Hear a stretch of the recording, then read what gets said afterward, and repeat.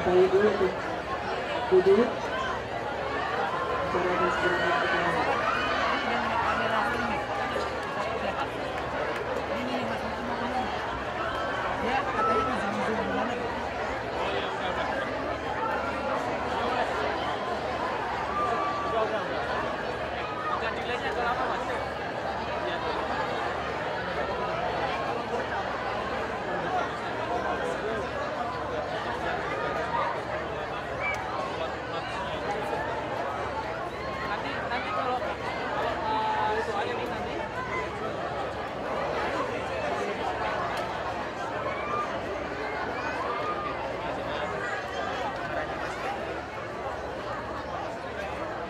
kami mohon Bapak Ibu yang belum mendapatkan tempat duduk untuk segera menempati tempat duduk masing-masing.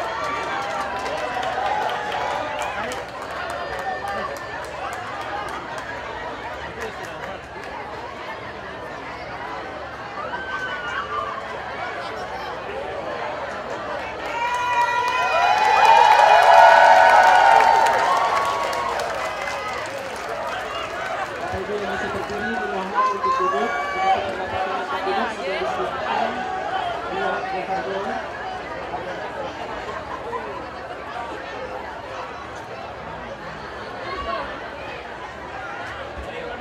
Hadirin sekali lagi dimohon kerjasamanya untuk segera duduk. Bagi Bapak Ibu yang tidak mendapatkan tempat duduk sudah disiapkan di ruang overflow. Terima kasih.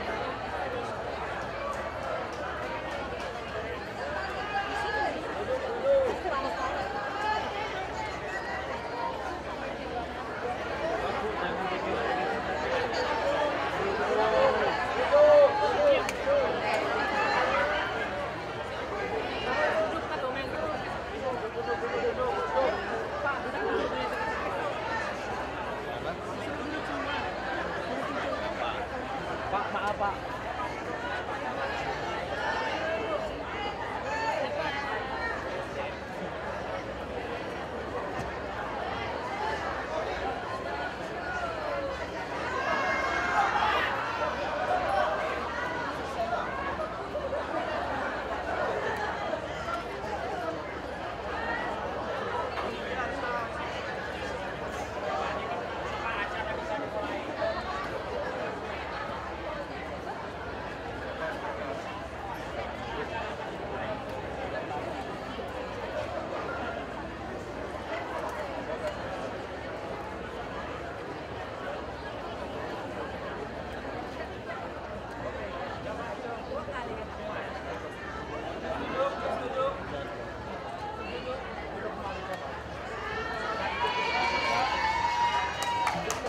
Menyanyikan lagu kebangsaan Indonesia Raya dipimpin oleh Saudari Vera Manurung. Hadirin dimohon berdiri.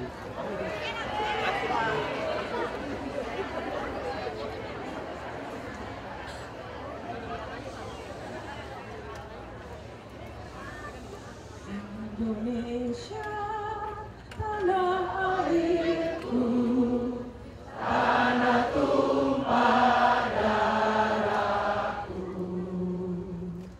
Di sanalah aku berdiri, jadi pandu ibuku.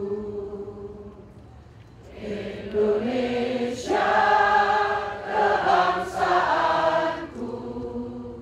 bangsa dan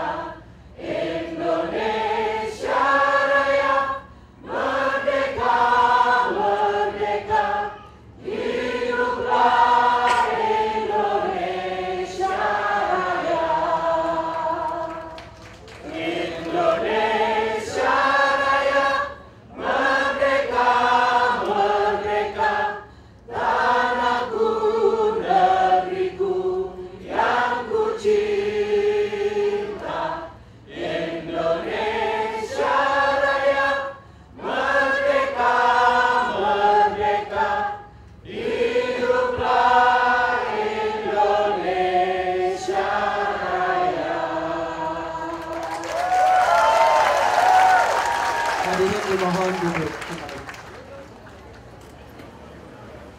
Laporan Duta Besar Luar Biasa Republik Indonesia Bapak Budi Mulyono kepada Presiden Republik Indonesia.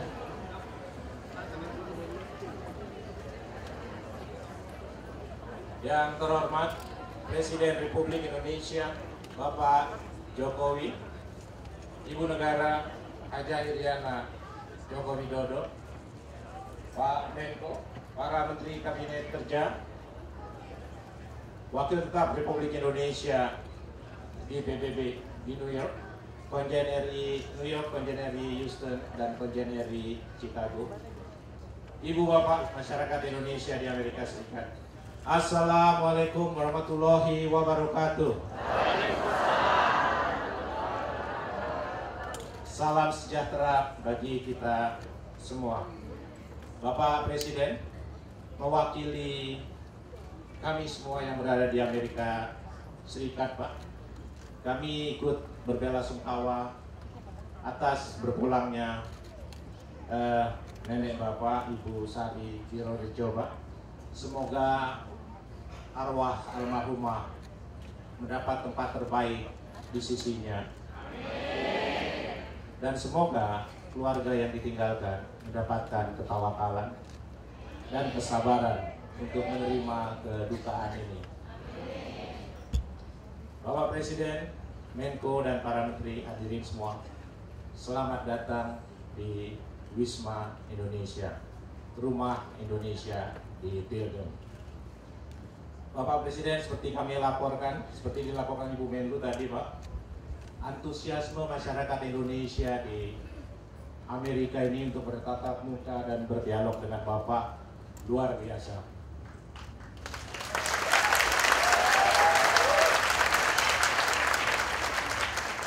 Semula setelah kami berdiskusi dengan para tokoh masyarakat, Pak, awalnya Pak, kami ingin merencanakan kurang lebih 250 saja karena di hall muatnya seperti itu. Tapi tokoh-tokoh masyarakat bilang Pak Dubes nggak mungkin, terlalu kecil. Jadi 500. Supaya deal, kami membuat pendaftaran online. Dalam waktu 4 jam, Pak, sold out, Pak.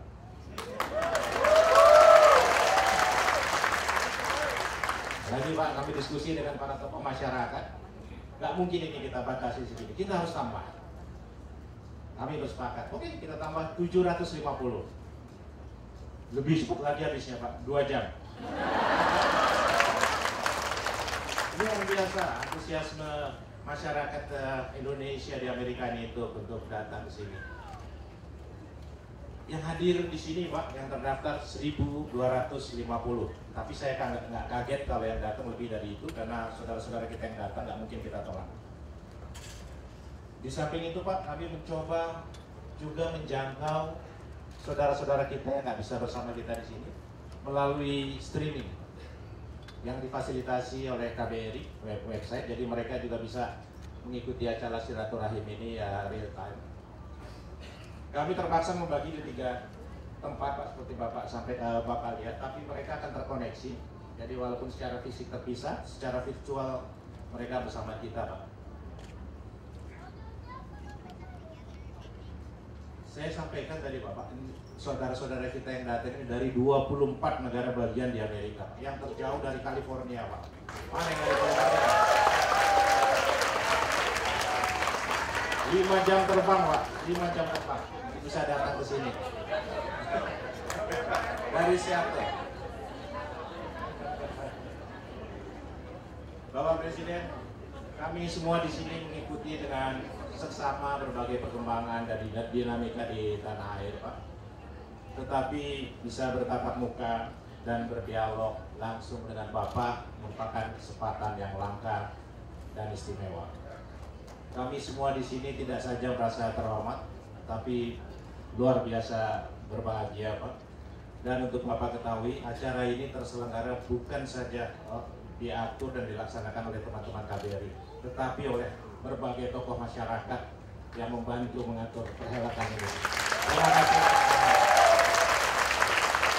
Untuk itu dengan hormat Bapak Presiden, kami persilakan untuk memberikan oleh-olehnya dari Indonesia. Silakan.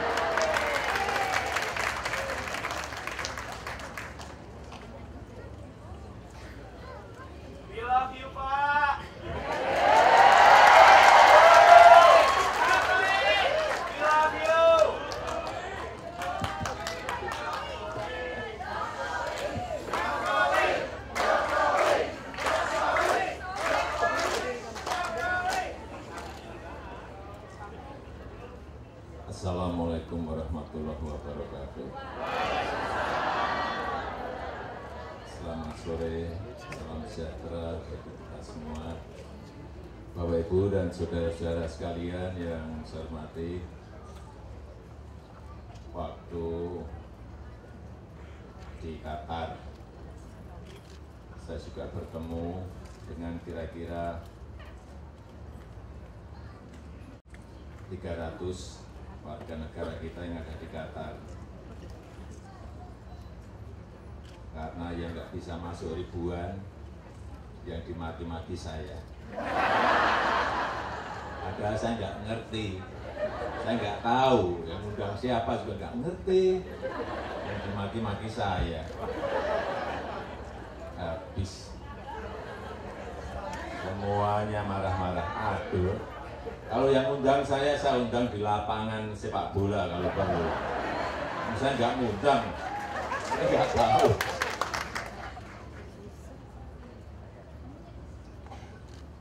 Saya ingin bercerita mengenai, saya kira ini penting sekali saya sampaikan, tantangan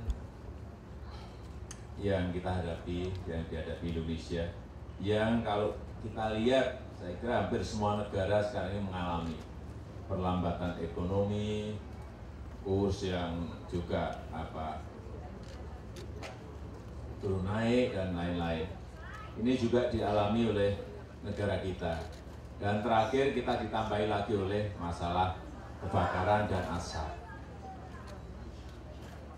Tapi saya mau bercerita dulu mengenai masalah yang berkaitan dengan ekonomi. Memang beberapa bulan yang lalu sempat rupiah ke dolar sampai mencapai 14.800. Kemudian saya sampaikan bahwa memang negara kita perlu sebuah transformasi fundamental ekonomi.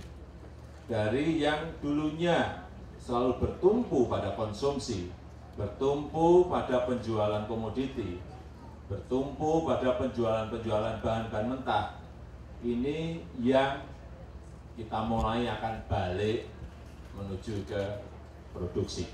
Dari konsumsi ke produksi, dari konsumsi ke investasi, dari konsumsi ke industri, dari konsumsi ke hilirisasi. Memang di awal sulit, ya. Memang di awal pahit, ya. Pahit memang. Tapi dalam jangka menengah panjang, saya meyakini bahwa jalan yang akan kita lalui adalah jalan yang benar.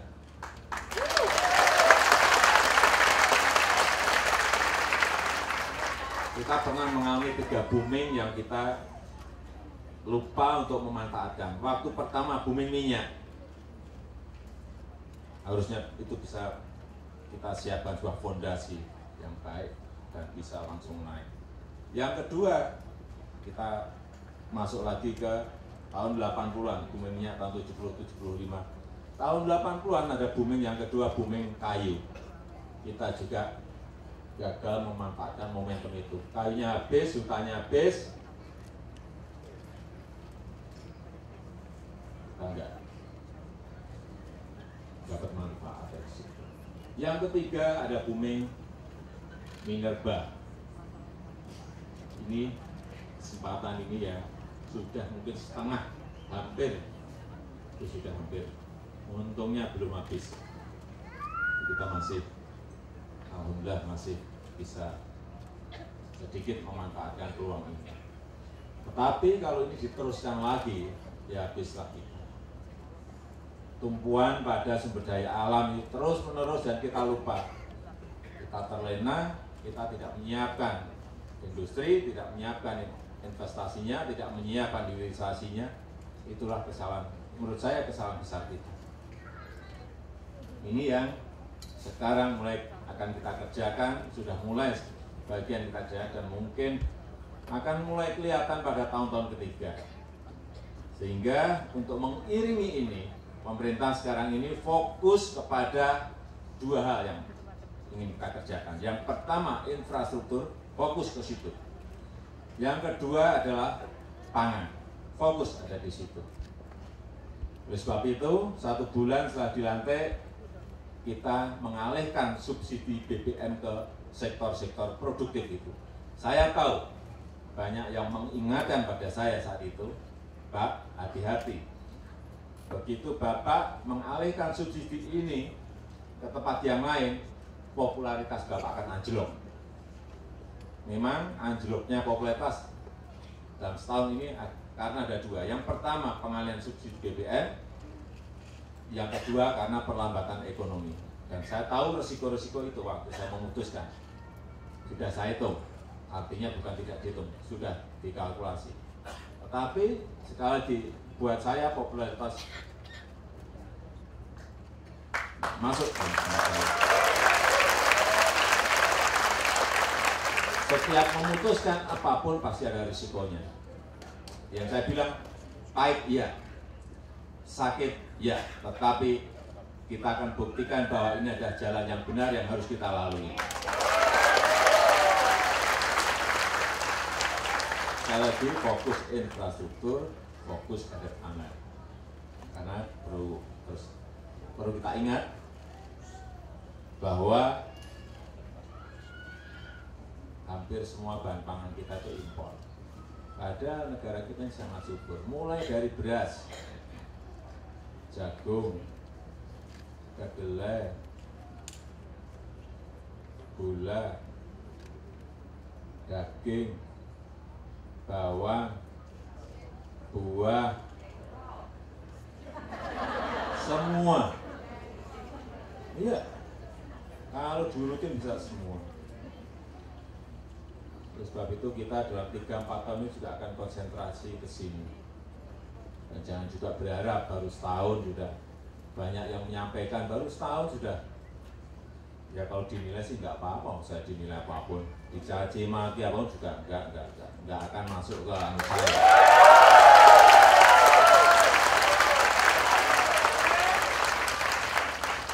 Saya meyakini dan akan terus. Nggak pernah yang namanya rasa takut, tidak ada dalam otak saya. Yang namanya takut sudah habis.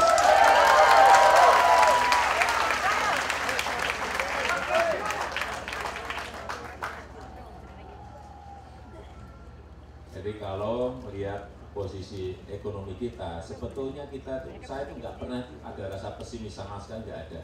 Karena angka-angka yang ada itu menunjukkan tidak pada posisi, kan banyak orang bilang krisis, tidak, perlambatan ekonomi iya, tapi krisis tidak. Saya berikan contoh perbedaan 98 dengan tahun sekarang. Pertama masalah yang berkaitan dengan pertumbuhan ekonomi. 98 itu minus 13,1. Sana ada, coba dilihat. Saat itu minus 13,1. Sekarang ini kita masih plus. Semester 1 kemarin 4,7. Semester kedua ini perkiraan BI kemarin menyampaikan ke saya, kuartal yang ketiga sudah 4,85. Baik. Karena memang sejak 2012, 13, 14 memang turun. Tapi moga-moga ini sudah berada pada dasar. Kemudian mulai merangkak naik lagi. Jadi jangan sampai kita ini pesimis, padahal negara lain, setiap saya bertemu dengan kepala negara yang lain, mereka selalu mengacungkan jempol cara mengelola krisis, mengelola perlambatan ekonomi, mengelola ekonomi kita. Masih tumbuh 4,7, 4,8 kok. Krisis mana gitu. Yang namanya krisis itu kalau moneternya jatuh, kalau sudah pada posisi minus.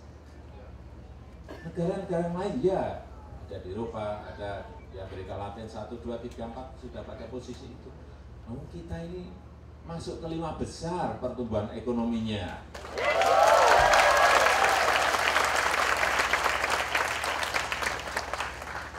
Senangnya kok menjelekkan diri sendiri. Menjelekan negara sendiri, gimana sih kita ini? Ini yang harus kita bangun, tidak bisa seperti itu terus. Nggak bisa diterus-teruskan. Kompetisi antar negara semakin ketat, kompetisi persaingan antar negara semakin ketat sekali. Kalau kita tidak satu kata, tidak satu visi, tidak satu gagasan besar, berat menghadapi persaingan itu. Kemudian inflasi pada tahun 98 itu 82%, inflasi saat itu. Inflasi saat ini, perkiraan BI kemarin, tahun yang lalu 8,5, tahun sebelumnya 13. Tahun ini perkiraan kita di bawah 4.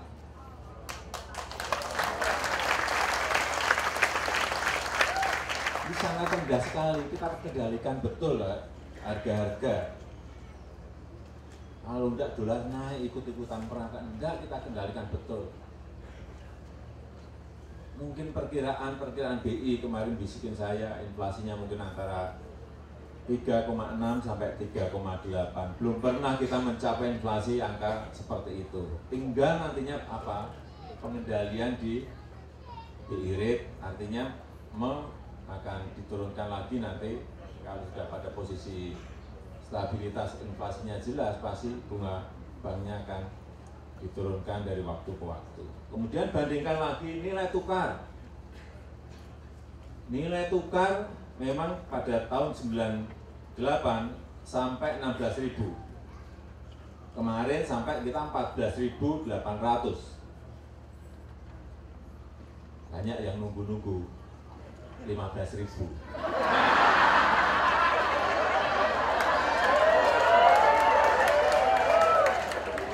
Ada yang seneng.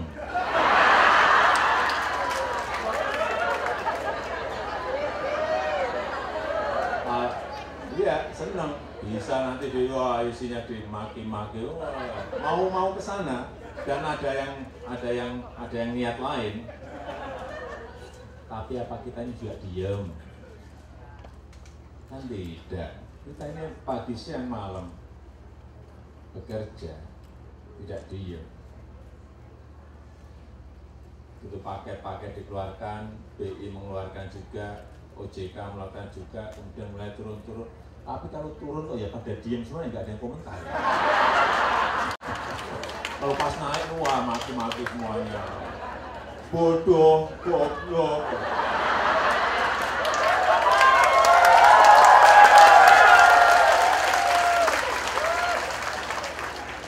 Kembali bandingkan dengan 98 itu 16.000 ya.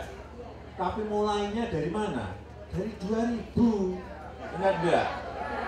2000 meloncat menjadi 16.000 8 kali. Ini saya masuk 12,5. Kan sudah 12.500, naik jadi 13.000, sekarang 13.600.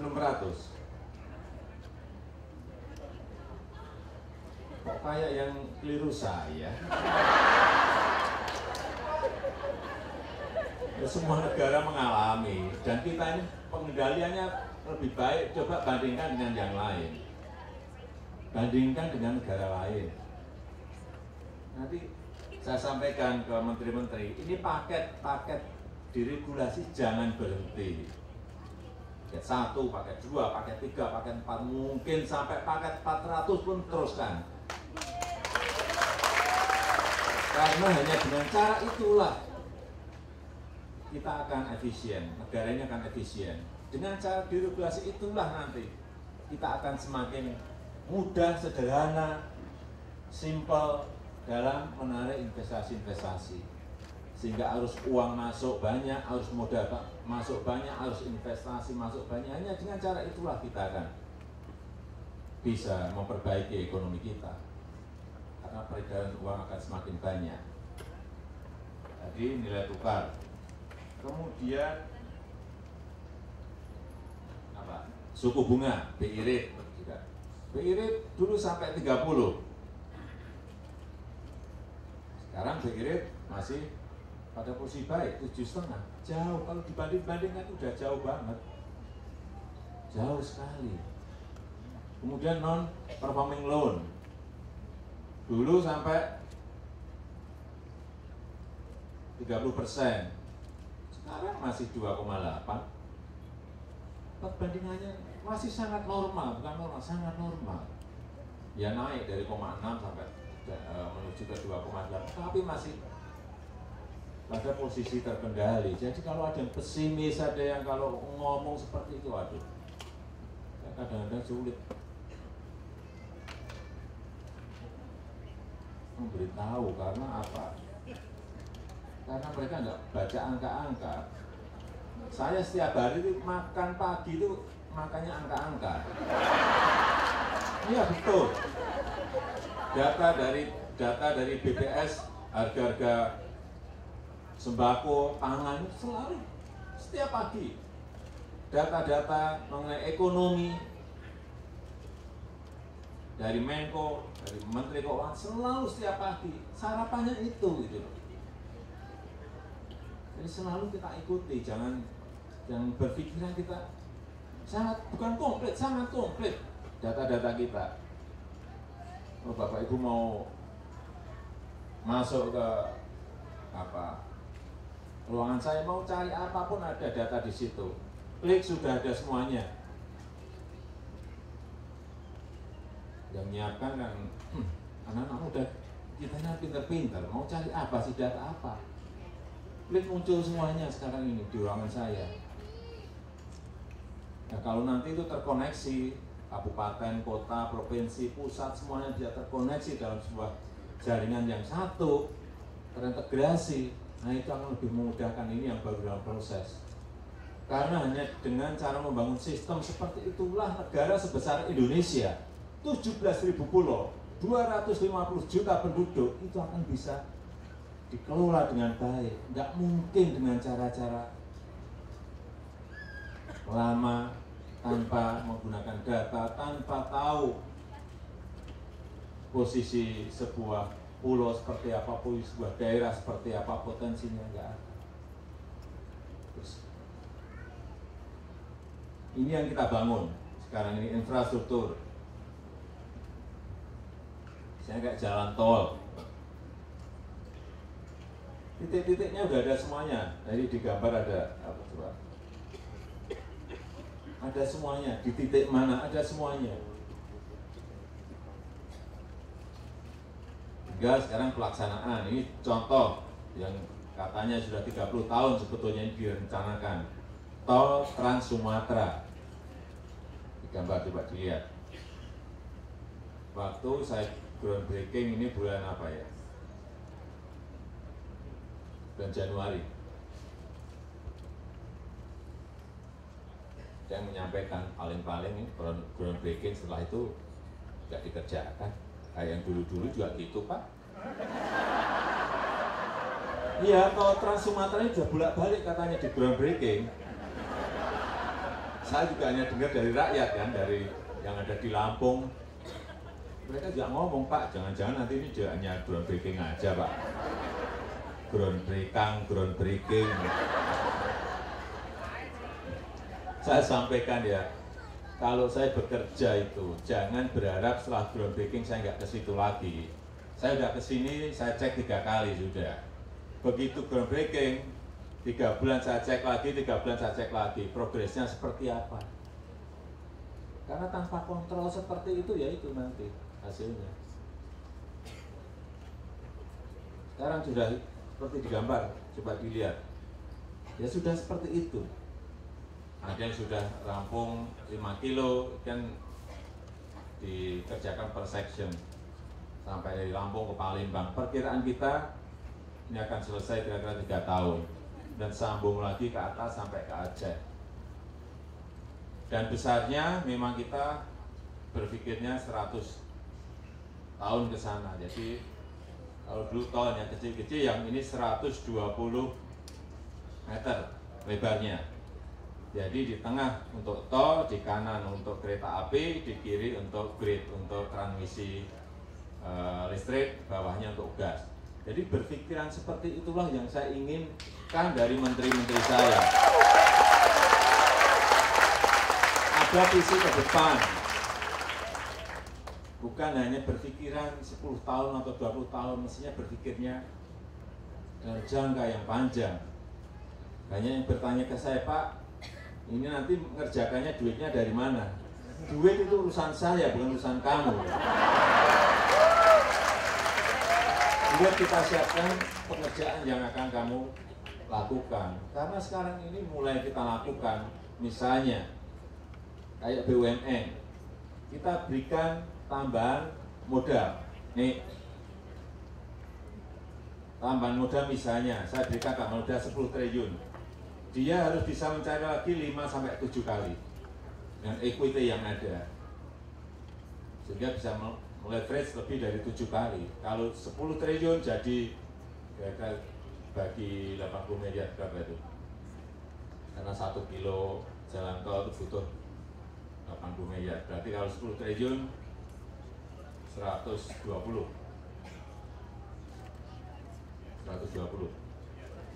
berapa? 1.200 ya, jadi 1.200. Jangan sampai yang kita berikan itu 10 triliun hanya jadi 1.200, tetapi harus menjadi 7 kali. Memang harus seperti itu, negara lain melakukan itu.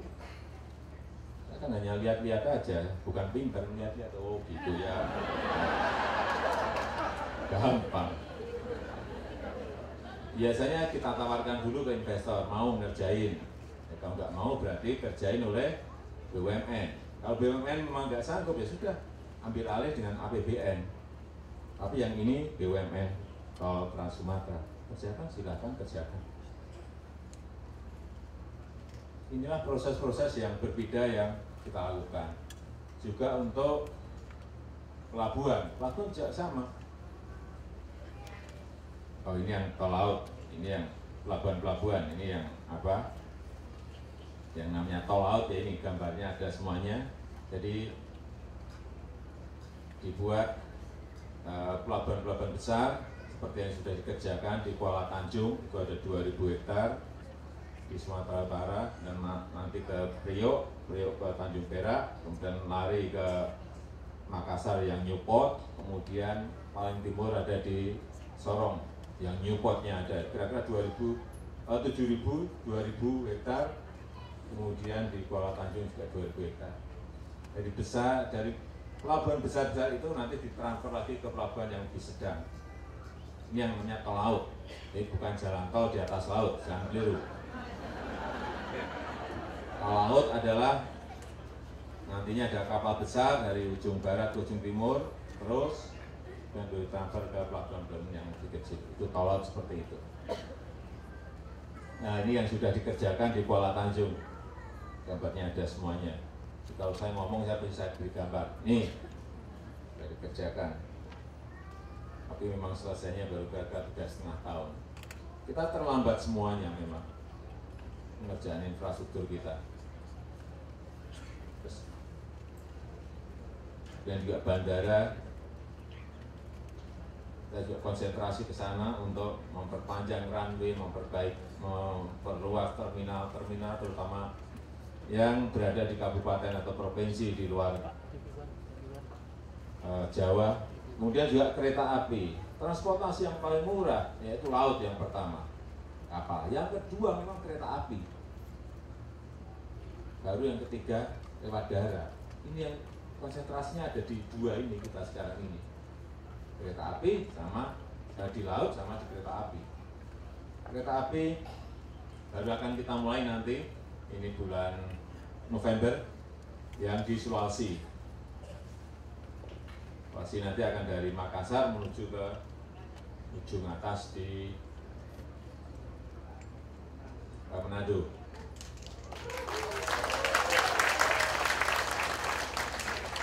Kalau nggak kita paksa untuk dimulai ya mundur gitu terus.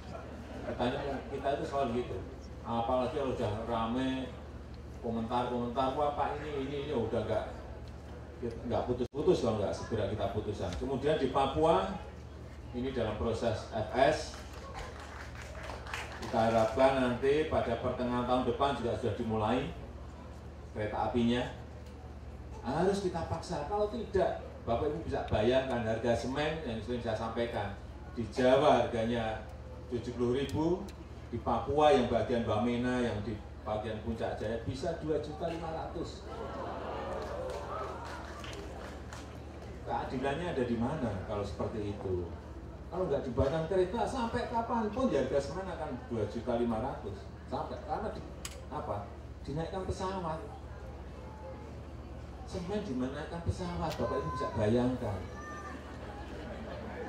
Nggak bisa seperti ini diterus-teruskan menurut saya, nggak bisa. Ini harus dipaksa untuk dikerjakan dan murah kok. Kalau kereta api biasa itu murah. 1 kilonya antara 15 miliar sampai 22 miliar.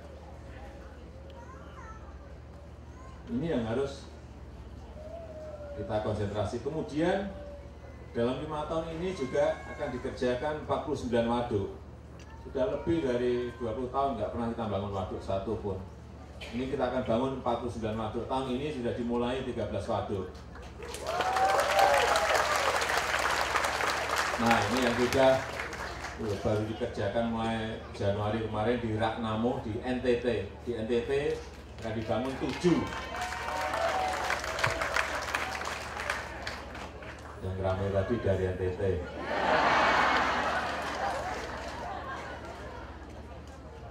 Di NTT akan dibangun 7. Kenapa di NTT? Di sana sangat tandus sekali. Kemiskinan yang merah itu di situ. Sudah lampunya lampu merah. Kalau tidak dibangun tampungan air, tidak dibangun waduk, sampai kapanpun ya nggak akan bisa berubah NTT itu. Nggak akan. Bagaimana mau bangun? Bagaimana mau membangun? Bagaimana mau menanam? Kalau airnya nggak ada, cari air sangat sulit sekali. Satu-satunya waduk udah. Ya langsung, khusus NTT udah 7. Jatahnya 7 udah. Nggak ada jalan. Kalau sudah ada waduk, nanti ada air, ada irigasi masuk ke desa. Di sana sebetulnya mau nanam sorghum bisa nanam, jagung bisa nanam, ketela bisa, beberapa tempat ada juga bisa untuk sawah. Kemudian apa? Hijauannya bisa pakai untuk ternak. Ini yang akan merubah. Kalau tidak, Bapak Ibu, kita tunggu sampai kapan pun jangan di situ merah terus. Karena nggak ada air. Karena sudah saya muter di NTT ya. Ya kuncinya di situ, nggak ada air.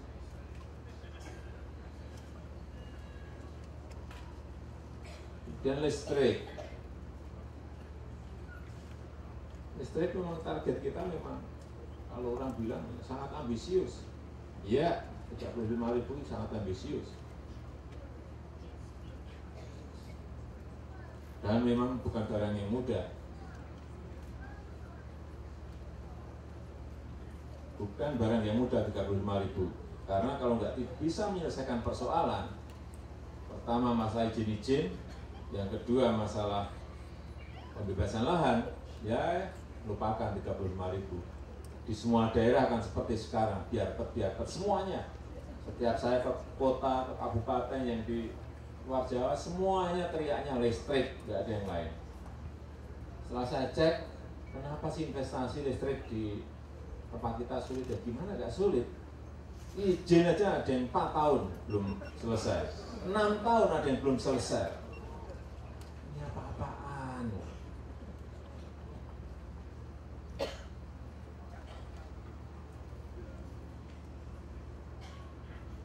Ya kalau kita nggak bisa menyelesaikan masalah 2 ini ya jangan mimpi yang 35.000 tadi bisa diselesaikan. Ya itu tugasnya menteri.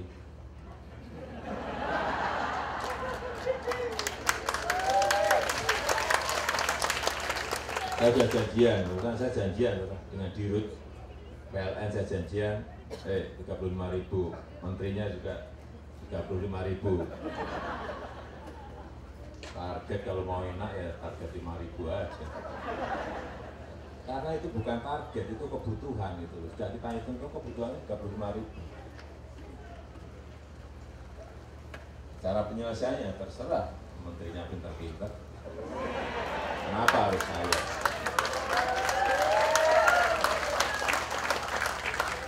Kalau saya kan gampang, 1 tahun ini jadi berapa? Berapa? Yang tanda tangan kontraknya baru kira-kira 1.000. Iya, betul. 1.000 kali 5 berarti hanya 5.000. Ya kalau saya ganti. Ya kan? Memang harus gitu. Enak aja nggak diberi target. Iya betul. Diberi target mesti. Menyelesaikan masalah kalau nggak diberi batasan waktu. Ya harus ukurannya apa? Nggak ada. Kemudian memang sebagian subsidi BBM kemarin kita berikan ke pemberian misalnya kartu sehat untuk 86 juta, ada kita bagi kartu pintar untuk anak-anak dari keluarga tidak mampu kira-kira 21 juta, baru dibagi 11 juta. Terus pembagian dana keluarga sejahtera kira-kira 15 juta, sudah semuanya dibagi. Memang ini tidak dengan antrian, ini memang dengan banking system, jadi antriannya nggak kelihatan, disiapin kartu, kemudian diberikan, kemudian mereka bisa ngambil ke bank. Ini sistem yang kita kembangkan, karena dengan banking system itu kontrolnya mudah, ngeceknya mudah. Nah, ini ada yang bilang katanya Jokowi itu nggak tegas. Mana nggak tegas? Sudah berapa? 113 kapal kita tenggelamkan.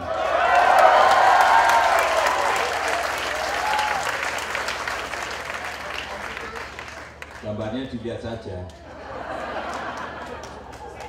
Ada gambarnya. Ya memang orang lihat presiden kurus. Ya, boleh aja nggak apa-apa. Orang bilang silakan.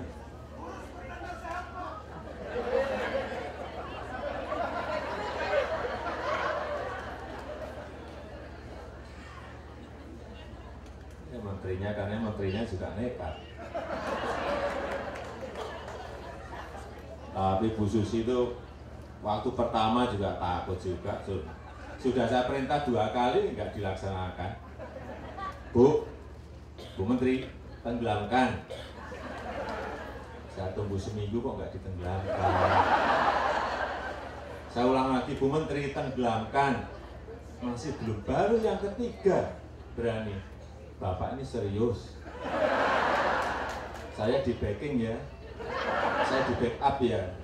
Kalau nggak di backingi saya, Pak. Kenapa ya? Itu pemiliknya backingnya gede-gede. Bu Menteri, backingmu presiden.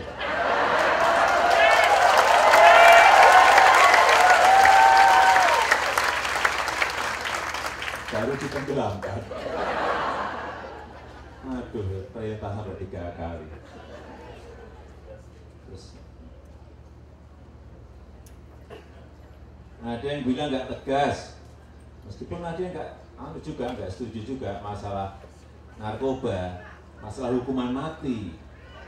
Tapi Bapak Ibu, saudara-saudara sekalian, silahkan lihat setiap hari 40 sampai 50 anak-anak kita meninggal gara-gara narkoba. Sehari, setiap hari loh.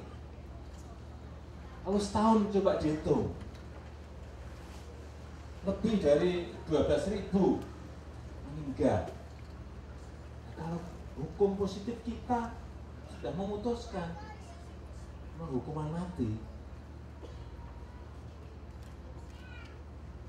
karena ditumpuk-tumpuk ada berapa? 64 yang harus dihukum seperti itu. Tapi kalau kita nggak tegas seperti itu, ya barangnya akan masuk terus. Kelihatan kita nggak berani melakukan, nggak tegas melakukan, ya mereka akan berbondong-bondong masuk terus. Bapak Ibu setuju tidak dihukum mati? 4,5 juta pada kondisi harus direhabilitasi. Nangis enggak? Sangat berat, ini darurat betul, ini bukan guyonan, darurat betul. Pak, kalau bisa bandarnya dulu Pak dicari Pak. Ya yang dihukum mati itu bandarnya. Gimana? Iya, ya kalau yang bawa jelas sudah membawa bertonton gimana? Tapi itu urusan hakim, bukan urusan saya. Yang memutuskan pengadilan, bukan presiden. Ya. Yang memutuskan hukuman mati itu ada hakim, bukan presiden. Itu supaya dipisahkan. Bagian saya tidak memberi gerasi.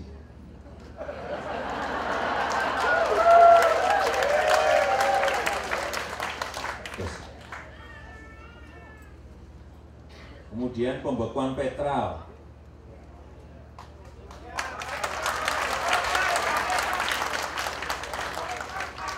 Berapa puluh tahun.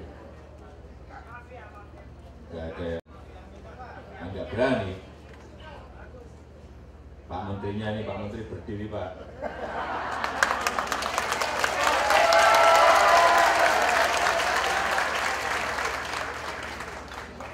Ini juga bisik-bisik ke saya.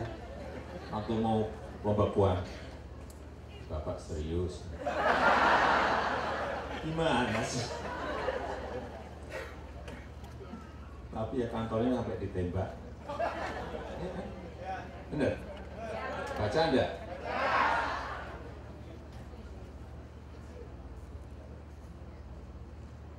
Ya itu. Ya itu. Ya ini. Nanti dilihat.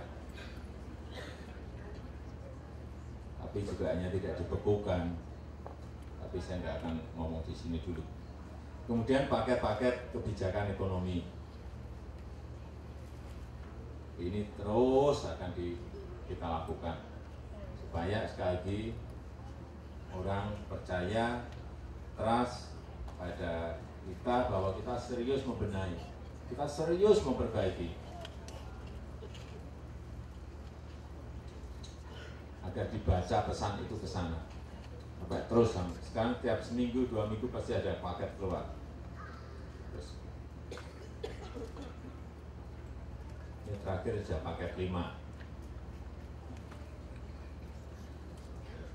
Sudah berapa bulan kita? 1,5 bulan sudah keluar 5 paket. Ini Pak Menko Ekonomi.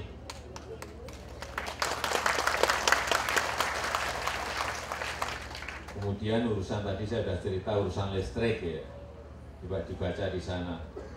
Dulu izin ada 49 izin.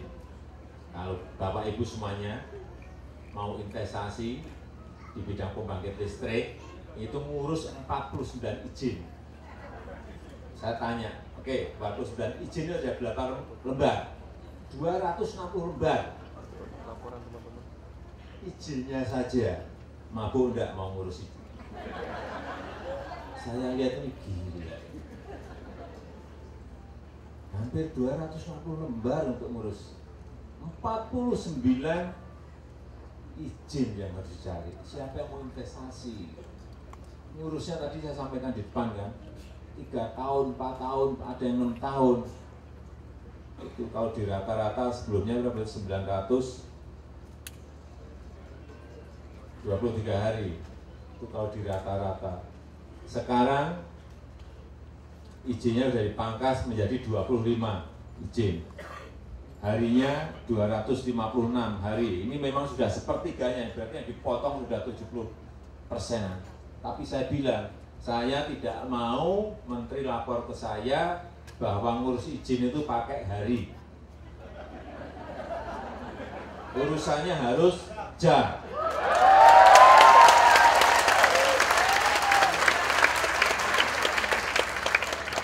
Tapi saya hargai bahwa sudah dari 3 tahun sudah bisa di bawah 1 tahun ya. Saya senang, tapi kayak gitu nggak usah dilaporkan ke saya. Kalau sudah jam itu baru. Ya karena sekarang sistem IT kan sangat mudah sekali. Menteri bisa nggak ngerti komputer, nggak ngerti program, saya juga nggak perlu, panggil aja programmer, ya kan? perintahkan saya minta izin 1 jam. Nanti programnya kan masuk jadi. Apa sih sulitnya? Saya dulu jadi wali kota juga gitu. Saya minta izin-izin. Siup 1 hari harus selesai. Berarti kurang dari 24 jam, karena kan dari jam 8 sampai jam 4 kan. Nah, harus selesai. Sini ini juga harus selesai. Programnya menyampaikan ke saya, Pak ini Pak. Udah. Laksanakan, kemudian saya kontrol setiap hari. Sampai setahun betul-betul itu dilaksanakan menjadi sebuah kebiasaan sudah. Lepas baru. Kalau nggak seperti itu, masih orang dengan orang, masih dicatat. Aduh, zaman kayak gini. Saya pernah nyoba waktu di Jakarta. Siup. Surat izin usaha itu. Hanya 1 lembar itu. Isinya apa? Nama pemilik, nama perusahaan, usahanya apa, modal berapa. Hanya 6 tulisan yang harus diisi. Coba kerjakan. Tulis. Nah, model yang ada di front office depan. Nggak ada 2 menit. Bukan hanya 2 menit. Kok sampai 2 minggu? Enggak Pak, yang ngetik di sini cepat Pak. Tapi yang tanda tangan di atas Pak.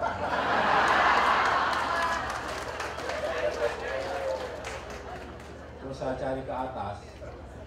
Mau saya mari habis saja ini enggak ada.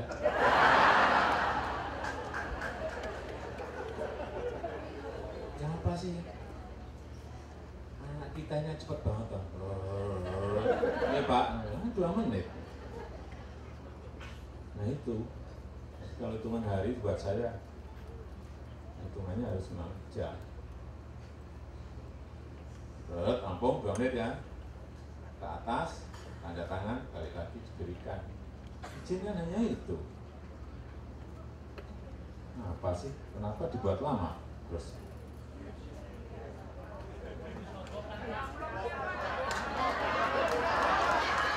nah iya ya, karena itu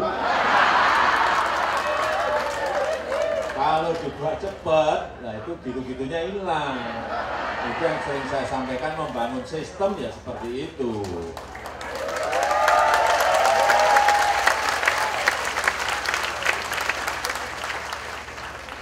Saya kira itu yang bisa saya sampaikan pada kesempatan yang baik ini. Terima kasih. Assalamualaikum warahmatullahi wabarakatuh.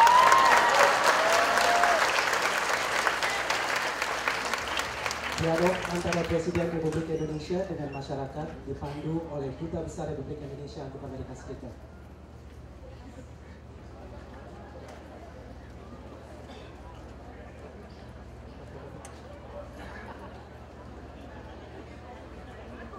Pak Presiden, mohon izin untuk teman-teman yang ingin menyampaikan pertanyaan. Mungkin pertama 2 dari sini dulu, 1 dari hall, 1 lagi dari lapangan tenis. Bapak yang pakai topi.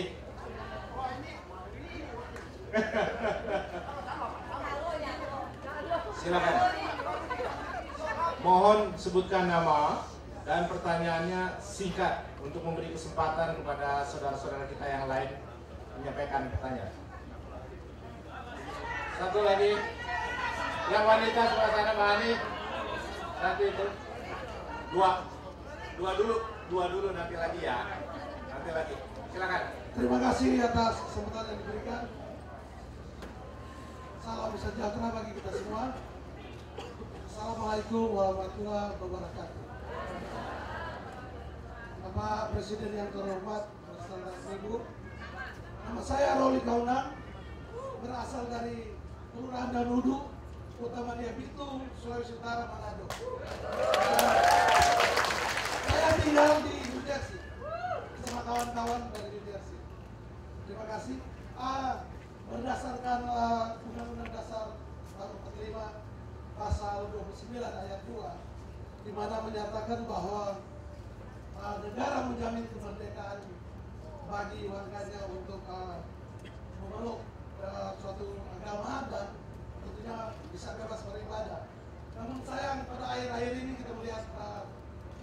yang terjadi di Tolikara dan Aceh. Bapak sebagai Komandan and Chief, apakah Bapak bisa memberi jaminan bagi kaum minoritas agar bisa dapat melakukan peribadatan dan membangun rumah ibadah bagi mereka? Seperti Bapak bilang tadi, izinnya bisa dipercepat.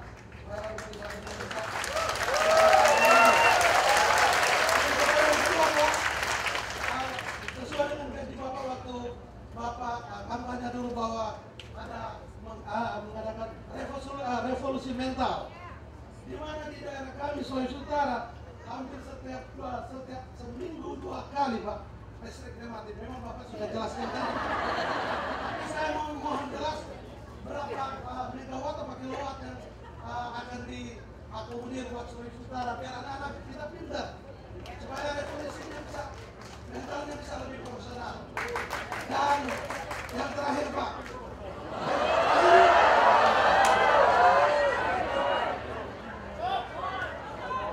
ini Pak, di saat kampanye partai kami adalah para pejuang-pejuang PD Perjuangan. Kami sosialisasikan PD Perjuangan di New Jersey dan di New York. Tentunya kami adalah Jokowi lovers. Ini akan kenapa Pak? Kami sebagai Jokowi lovers kalau tidak ada foto bersama. Terima kasih banyak. Nama saya Rolly Kauna. Rolly, R-O-L-L-Y, Kauna.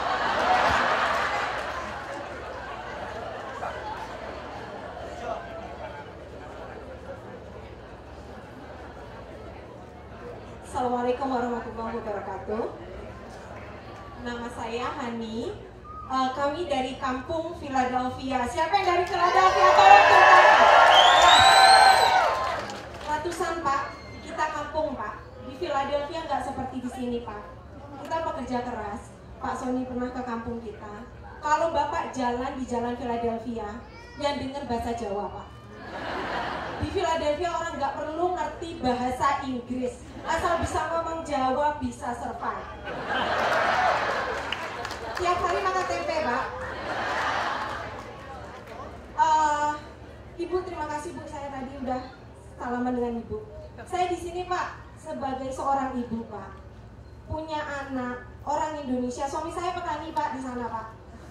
Petani nyangkut sendiri, kita nanam makanan sendiri. Anak saya orang Amerika Pak, lahir di Amerika Pak. Saya takut Pak nanti anak saya sampai di Indonesia nggak bisa jadi orang Indonesia Pak. Saya mau anak-anak saya bisa dapat duit kewarganegaraan Pak.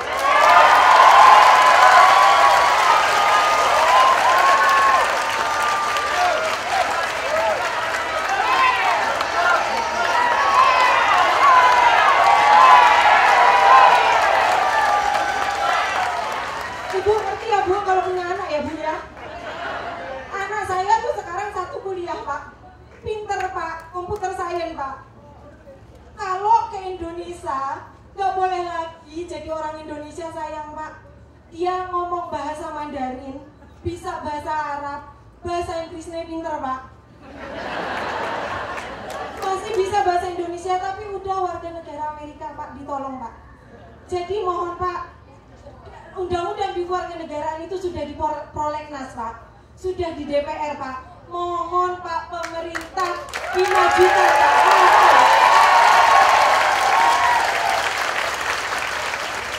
Untuk Ibu ngerti ya Bu ya, dibantuin Bu, kasihan ibu-ibu kita Bu. Nanti kalau anak-anak kita nggak bisa makan tempe lagi asli Indonesia kasihan. Sama Pak, kalau Bapak kangen mau ngomong Jawa, mau ngomong datang dulu soal ke Philadelphia Pak. Tapi teman-teman pilih setuju ya Pak ya? Itu aja Pak, mohon duit kewarganegaraan Pak dari lubuk hati kami yang paling dalam.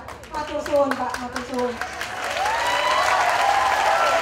Ada oleh-oleh dari teman Philadelphia juga Pak, kalau boleh Pak Sony mohon ada oleh-oleh dari teman Philly untuk Pak Jokowi.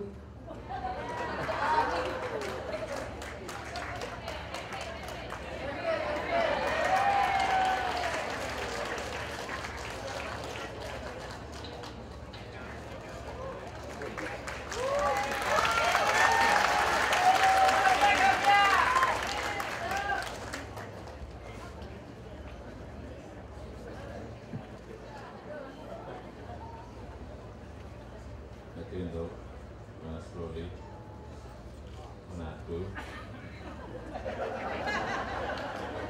Pernah di New Jersey. Mengenai kebebasan beragama, ya memang dijamin oleh undang-undang. Tetapi kalau Bapak, Ibu dan Saudara lihat terakhir misalnya di Aceh Singkil, itu sebetulnya bukan masalah agama, bukan. Di situ masalahnya masalah politik, tapi nggak bisa saya angkat di sini. Bukan. Sudah bertahun-tahun, berpuluh-puluh tahun sudah nggak ada masalah. Kenapa? Jadi ada masalah. Ada politiknya. Tapi sekali lagi nggak bisa saya ungkap di sini. Masih dalam proses diselesaikan. Udah dijamin kok. Pasalnya ada, udah. Itu aja pegangannya. Kalau saya pegangannya ya konstitusi, nggak ada yang lain. Nanti kalau sudah, saya sudah sampaikan harus tegas. Kalau enggak nanti kita akan mengulang-ulang dari dulu kan ada terus seperti ini kan. Tapi pasti sekali lagi pasti bukan masalah agama, pasti ada ketumpangan masalah yang lain, bukan itu. Nanti kalau udah rampung nanti saya ceritakan.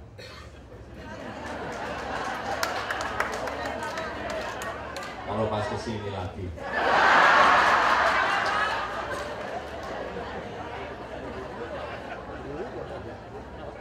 Kemudian listrik tadi jatahnya sulit berapa uang nggak hafal saya. Ya semuanya masalah.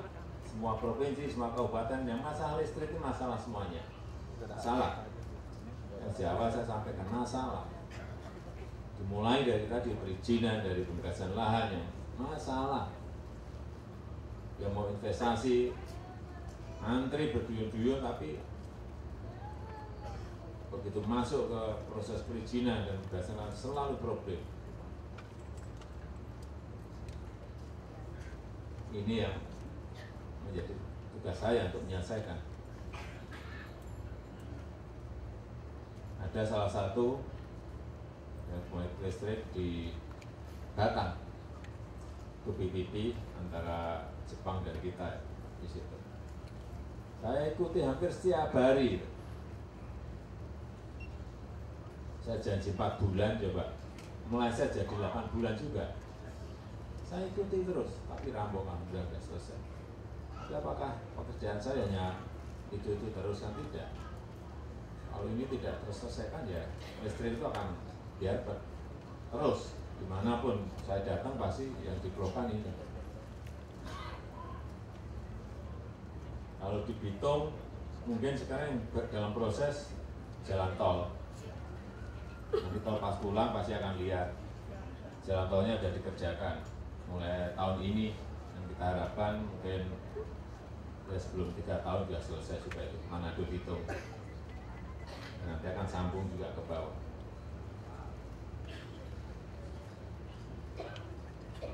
Yang tadi, yang dari Philadelphia, Bu Ani. Ya, biar dijawab Bu Menteri Luar Negeri.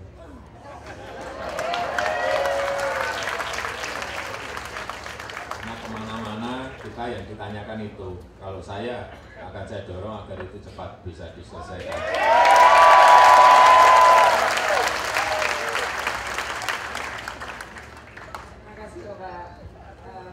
Bapak sekalian, sebagaimana yang disampaikan Bapak Presiden bahwa kemanapun Bapak Presiden berkunjung ke luar negeri pada saat bertemu dengan masyarakat, pasti salah satu pertanyaannya adalah mengenai masalah kewarganegaraan untuk perkawinan campur, jadi anak-anak hasil perkawinan dengan orang asing. Nah, kita sudah bahas, jadi sudah ada pergerakan. Kalau dulu kan sama sekali tidak ada di agenda. Sekarang sudah dibahas dan yang terakhir adalah pada bulan Agustus kemarin ada pertemuan diaspora Indonesia yang diselenggarakan di Jakarta dan kita bicara lagi dengan teman-teman diaspora. Jadi bulan Bapak sekalian, keberpihakan pemerintah terhadap diaspora Indonesia yang tinggal di luar negeri sangat mengemuka, karena kita melihat bahwa potensi diaspora, potensi ibu dan bapak sekalian untuk mendukung pembangunan nasional itu sangat besar sekali,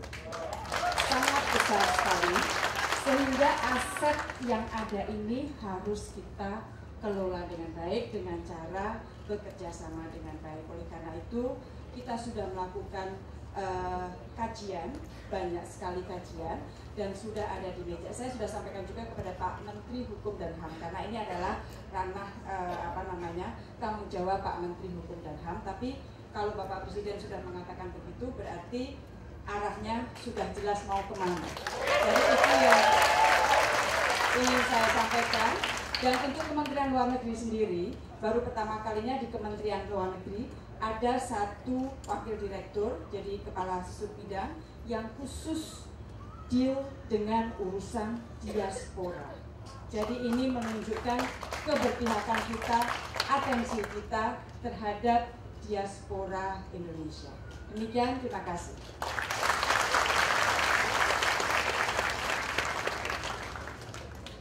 Untuk teman-teman yang di hall, satu pertanyaan untuk teman-teman yang di hall. Silakan sebutkan nama, dari mana, dan mohon singkat. Terima kasih. Nama saya Kurnia Hutapea. Saya warga negara Indonesia.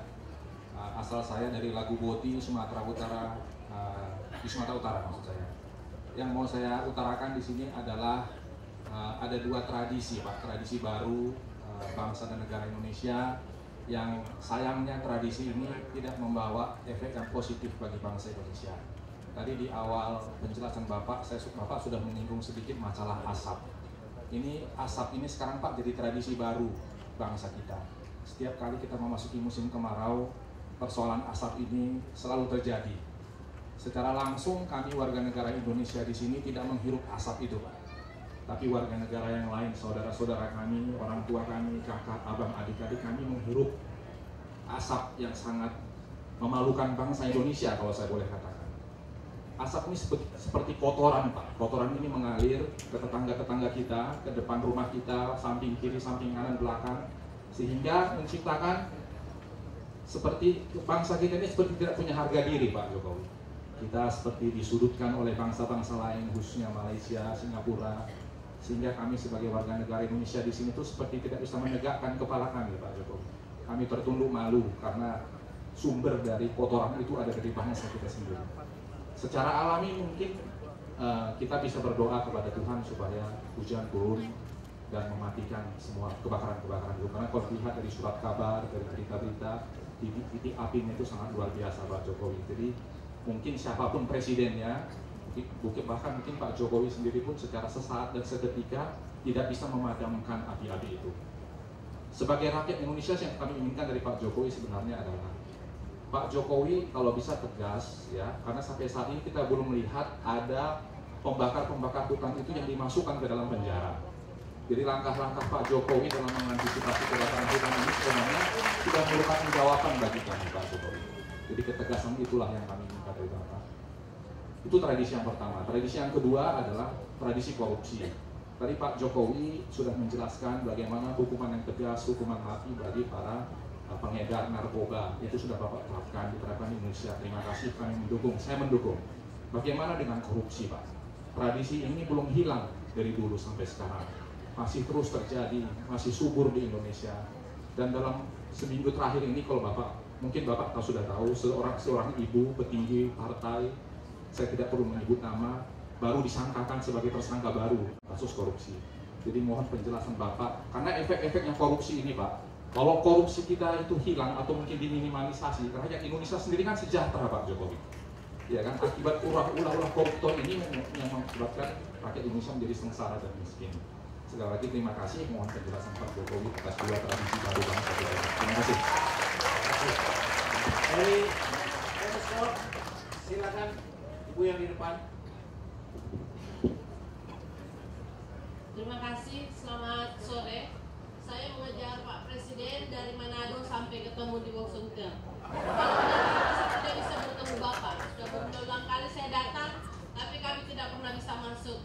Saya bersyukur hari ini ketemu Bapak di sini setelah kemarin saya menerima penghargaan NPIS Award dari PBB. Jadi kesempatan yang baik saya boleh datang ke sini untuk bertemu Pak Presiden. Saya bangga sekali Bapak Presiden sudah mulai menerapkan apa dinamakan revolusi mental. Kita lihat dari penenggelaman illegal fishing, kapal-kapal. Nah, tapi poin saya bergerak sebagai aktivis lingkungan hidup. Ada di Sulawesi Utara, namanya Pulau Bangka. Pulau Bangka itu kecil, ukurannya hanya 3.319 hektar. Di sana masuk perusahaan tambang, biji besi, asal Cina yang akan mengeruk pulau itu. Dan masyarakat mempertahankan pulau ini karena pulau ini sangat indah. Kehidupan mereka di situ sangat sejahtera. Tapi pulau ini akan diambil. Nah, mereka melakukan perlawanan melalui jalur hukum. Dan hari ini masyarakat sudah menang sampai di Mahkamah Agung, sampai putusan PK. Bahkan sudah juga menggugat Pak Menteri SDM. Pak Menteri SDM ada di depan. Kami gugat dan Pak Menteri kalah. Karena izin produksinya itu dikalahkan di PT UN Jakarta. Nah, yang ingin saya tanyakan, kenapa illegal fishing ditembak, dihancurkan, sementara illegal mining tetap ada. Jadi ada penerapan hukum ganda. Di sisi yang lain ada yang diterapkan secara tegas. Tetapi kenapa di bidang-bidang mineral yang sudah jelas-jelas melanggar hukum di Indonesia, menginjak-injak hukum di Indonesia, tidak juga ditindak? Hari ini kesempatan yang baik, saya ingin mendapatkan jawaban tegas dari Pak Menteri SDM maupun dari Pak Presiden. Berhubungan dengan investasi asing, kita tidak punya wibawa. Hukum Indonesia diinjak-injak. Ini harus ditegakkan karena jangan hanya mendengarkan laporan gubernur atau laporan bupati yang saya tidak tahu sudah berbuat apa, tetapi mereka mendustai, membohongi Pak Presiden maupun Pak Menteri. Iya, saya akan datang membawa bukti-bukti hukum, putusan-putusan hukum ada semuanya, sudah lengkap, bahkan di kementerian Bapak sudah kami bawa semua. Hanya sampai hari ini penegakan hukum di bidang pertambangan, khususnya bagi perusahaan yang melakukan illegal mining, masih nol. Kami berharap benar-benar revolusi mental itu harus ditegakkan dan hukum di Indonesia harus dihormati oleh negara manapun, investasi dari manapun. Itu yang ingin saya tanyakan. Terima kasih. Nama saya Yulta Kaliwang yang berbicara tadi dengan Bapak bahwa saya penerima NPIS Award dari Indonesia. Terima kasih.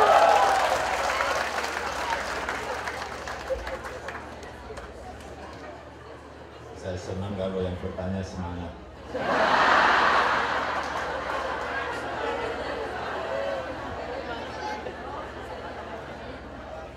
Yang pertama, tadi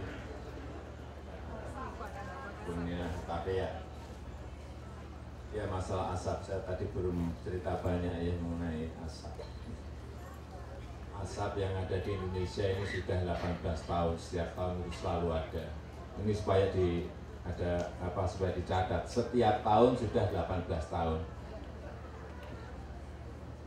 Dan pada tahun ini memang menjadi terbesar. Karena apa? Pertama, karena ada El Nino, sangat kering sekali, panas dan sangat kering sekali. Yang kedua, karena pemberian konsesi lahan gambut yang diberikan 4,8 juta hektar. Lahan gambut, bukan hutan yang diberikan. Kalau lahan gambut itu diberikan, Bapak Ibu bisa lihat, hutan gambut yang diberikan, itu kalau sudah yang terbakar lahan gambut itu, dipadamkan pakai apapun yang nambah terbumbing, tidak akan pernah bisa kering. Karena 3 meter di bawah masih membara, 5 meter di bawah masih membara. Kemarin kita sudah dibantu dari Rusia, dari Malaysia, dari Singapura, dari Australia, dari Jepang, dari pesawat apapun saat dijatuhkan nggak akan, karena bukan itu. Di atasnya udah nggak ada api, di bawahnya. masih membara karena gambut, bukan hutan biasa. Kekeliruannya yang tadi, pemberian konsesi 4,8 juta hutan gambut itu. Ini yang kemarin sudah, yang pasti dilaporkan ke saya sebelum saya berangkat, ada 3 yang sudah dicabut sudah 3 karena dipastikan. Sekian itu. Tapi kalau kita mencabut sembarangan juga nanti dituntut balik. Sebab itu kita harus teliti betul. Yang tersangka, seingat saya berangkat itu sudah 154 orang tersangka, baik dari korporasi, baik dari perusahaan, baik juga dari masyarakat.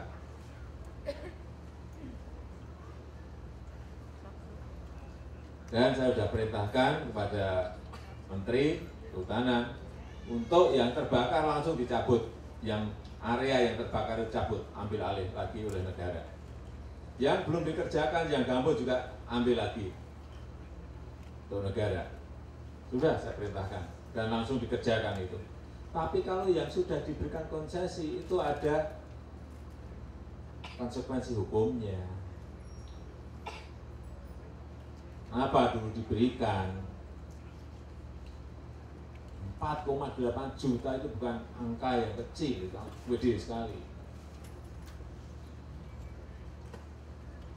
Dikonversi ke sawit, dikonversi ke hutan monokultur, akasia, eukaliptus, nggak bisa. Gambut itu bisa beriringan dengan sagu, ya bisa, hanya itu. Atau kalau mau pohon ramin, ya bisa ramin karena tubuhnya di gambut. Selain itu ya,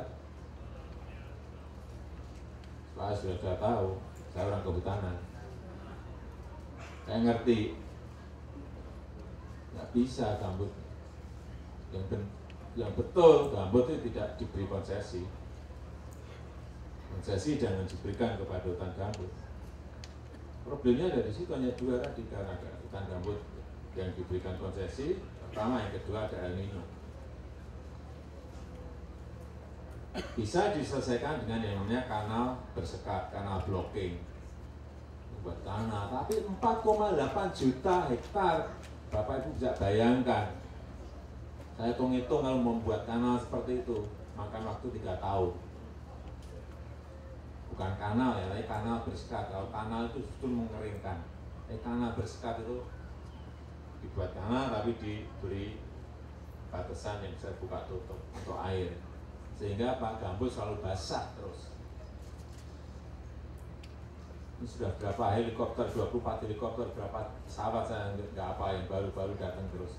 Tapi sekali lagi itu bukan penyelesaian masalah kalau di hutan gambut. Kalau hutan biasa bisa waterbombing rampung. Kalau ini hutan gambut, atasnya membara, bisa padam, bawahnya nggak bisa. Ini masalah yang berkaitan dengan asap. Memang bukan sesuatu yang sebetulnya kalau nggak diberikan konsesi sudah nggak akan kejadian sebesar ini.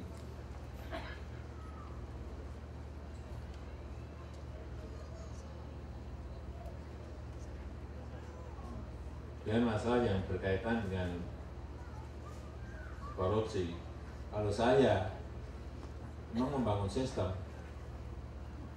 kalau mau ditangkapi seperti itu, saya nggak ceritakan ya, ada dari negara lain,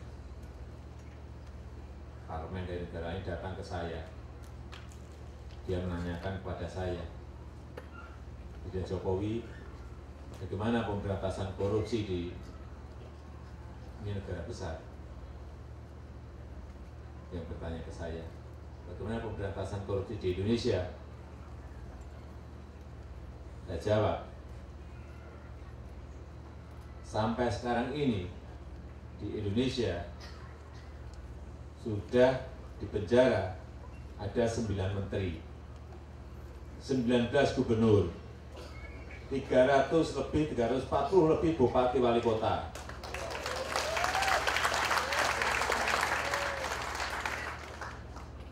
Ada 2 gubernur BI. Saya tanya, negaramu berapa? Diam dia. Iya, diam karena belum pernah ada seperti ini. Tapi ini tidak akan menyelesaikan masalah. Sampai kapan ditangkap-tangkap seperti ini, kalau sistemnya tidak dibangun yang baik, tidak akan menyelesaikan masalah.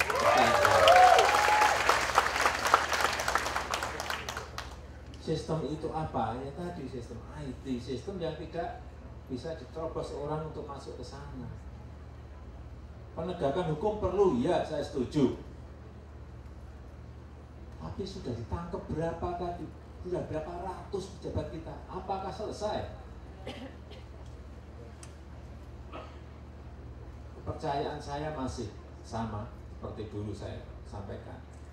Dulu saya sampaikan apa? Sistemnya yang dibangun untuk mencegah agar orang tidak ketemu dengan orang. Untuk mencegah itu apa? Pengerjaan izin ini bisa dipercepat dengan hitungan jam. Itu baru. Kalau udah ya gini-gini terus. Kalau izin sampai tahun, sampai berbulan-bulan, apa sih? Tawar-menawar toh. Larinya ke situ aja. Yang terakhir kan juga izin juga. Izin lahan. Ya akan seperti itu terus. Kalau semuanya bisa dikerjakan di sistem yang baik, untuk anggaran ada e-budgeting,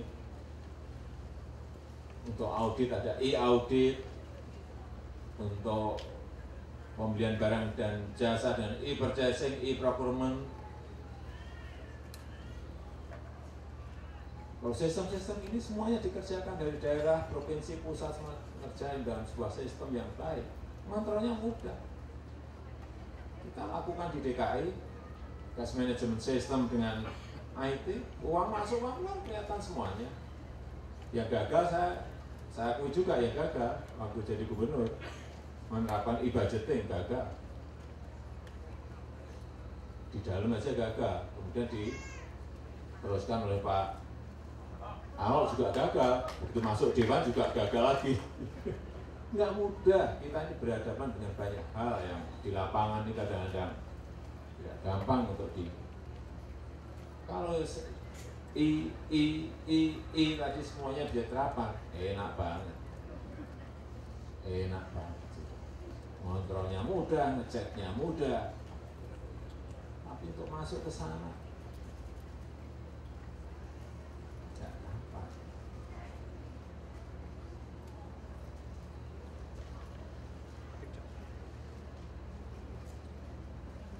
Tadi juga sama.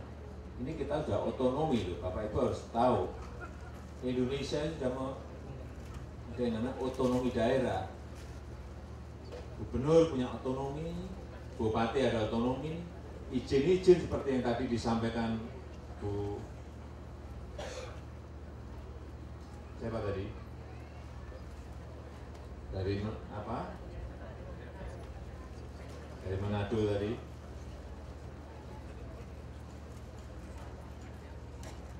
Banyak yang memang konsesinya sudah kita terima, sudah kan sama seperti hutan, konsesinya sudah dipegang, sudah diberikan semuanya. Jangan dipikir saya yang memberikan konsesi.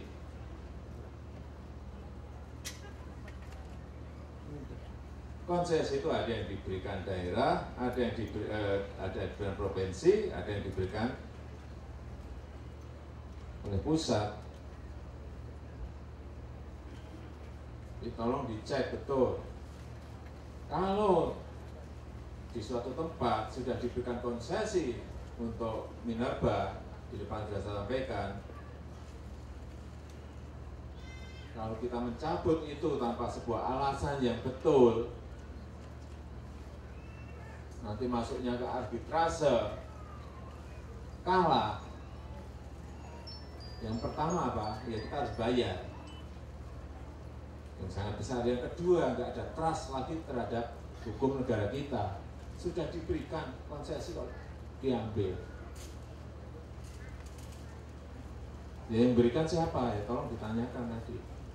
Siapa yang memberikan konsesi? Baik masalah gambut, baik masalah konsesi minerba, baik masalah konsesi hutan, ditanyakan. Kalau saya sudah sampaikan pada Menteri Kehutanan, moratorium sudah saya sampaikan.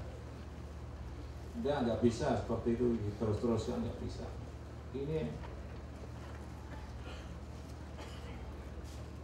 lingkungan menjadi rusak, hutan menjadi rusak. Tapi faktanya konsesi sudah dipegang.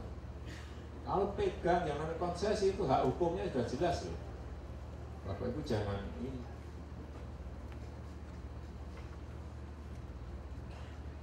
Yang memberikan siapa ya? Itu yang saya nggak tahu. Tapi sudah kalau sudah pegang itu namanya sudah kepastian hukumnya jelas. Nggak bisa, nggak ada angin, nggak ada hujan, dan kita cabut, yang nggak bisa. Inilah pekerjaan besar kita yang satu persatu harus diselesaikan berkaitan dengan illegal fishing, illegal logging, illegal mining. Terlalu banyak pekerjaan kita. Saya berikan contoh illegal fishing ya Pak. 7.000 kapal setiap hari lalu lalang ya Pak. Nggak diapa-apain. Kenapa nggak diapa-apain? 7.000 di depan mata kita. Karena mereka membayar. Udah, kita ngomong apa adanya. Nah, sekarang begitu tenggelamkan juga hilang juga. Memang ketegasan. Tetapi kalau yang masa konsesi itu sudah pegang hak hukum. Ini persoalan-persoalan bangsa kita yang harus kita selesaikan. Tapi saya meyakini perlu waktu.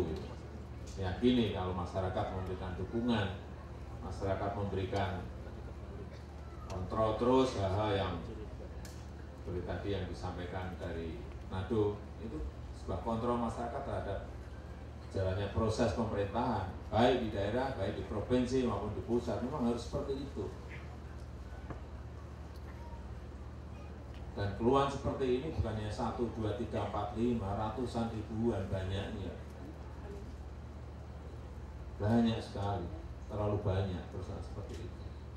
Tapi kita juga harus optimis, harus yakin bahwa persoalan-persoalan seperti itu bisa diselesaikan. Tapi sekali lagi butuh waktu. Saya kira bisa ditambahkan Pak Menteri, tadi nyinggung-nyinggung.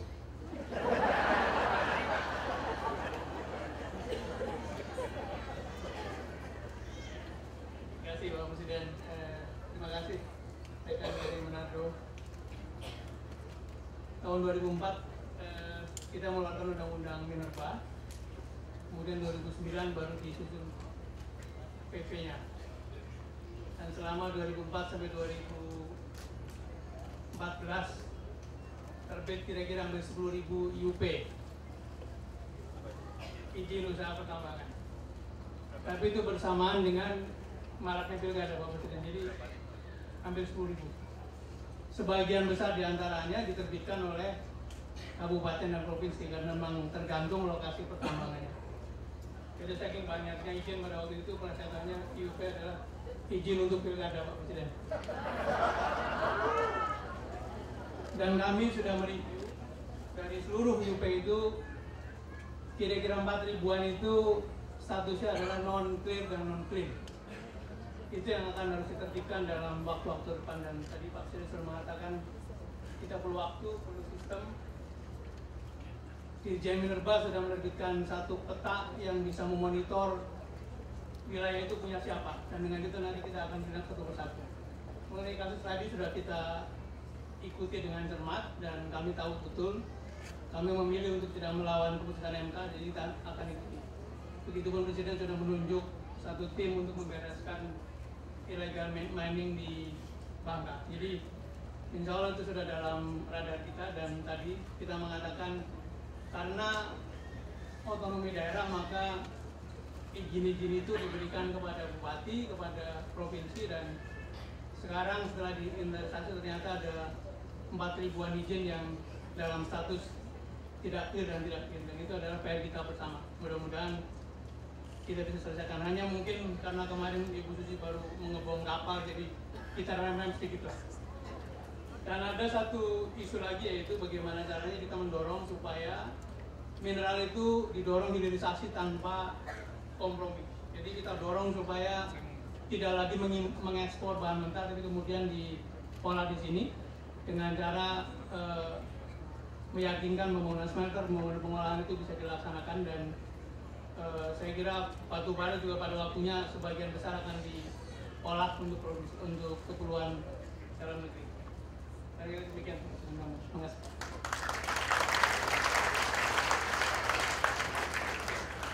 Bapak Presiden, Ibu Negara, Bapak Menko, Ibu dan Bapak Menteri Kabinet Kerja, hadirin sekalian, demikian akhir dari silaturahim, tatap muka dan dialog kita dengan Presiden Jokowi. Terima kasih. Wassalamualaikum warahmatullahi wabarakatuh. Presiden Republik Indonesia dan Ibu Negara meninggalkan tempat pertemuan. Hadirin diminta untuk tetap di dalam lokasi pertemuan.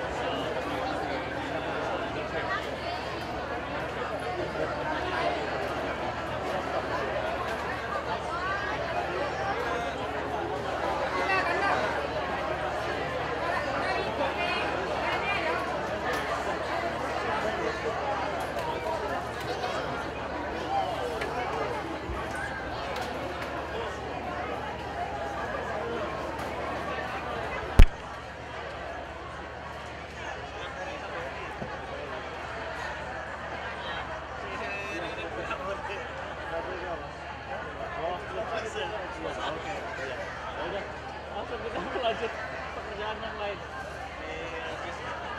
Saya matiin lah ya, udah ini ya. Masih crop. Biarin aja. Ya, itu ya. Ini yang saya lagi. Ini jatuh.